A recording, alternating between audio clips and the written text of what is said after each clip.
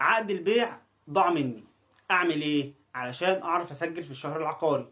انا نشرت فيديو من شوية كنت بتكلم فيه عن ان في حالة ضياع العقد بتاع الشقة انت مش هتعرف تسجل الشقة بتاعتك، وده طبعا حقيقي 100% طبقا للمنشور الفني رقم 4 لسنة 2025. طيب دلوقتي في اشكالية كبيرة ان عقد الشقة ضاع.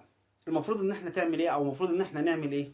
في قدامنا حاجة من الاتنين، يا اما هنعمل محضر في الاسم وناخد فيه شهود من نفس العقار ونعمل المحضر، وبعد كده ناخد صورة المحضر ونطلع بيها على الشهر العقاري نحاول نسجل الشقة، وهرجع لكم تاني في القصة دي.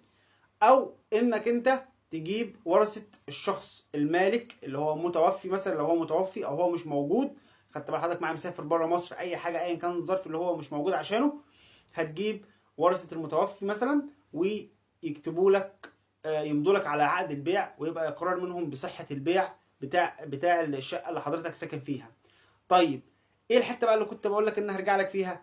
المشكلة في حاجة بقى، ان انت حتى لو خدت العقد اللي هو من الورثة مثلا، او خدت المحضر ما يفيد ان العقد ضاع منك، للأسف الشهر العقاري مش هيقبل منك الورق إلا بعرضه على المكتب الفني، ومكتب الفني طبعا في الحالة دي ليه الحق إن هو يوافق وإن هو يرفض إن هو يسجل الشقة. فالموضوع هيبقى جوازي أو استثنائي، ده لو كانوا هيسجلوا لك. فهرجع وأقول لكم تاني، تخلوا بالكم من عقود الشقق الابتدائية، مهمة جدا جدا جدا.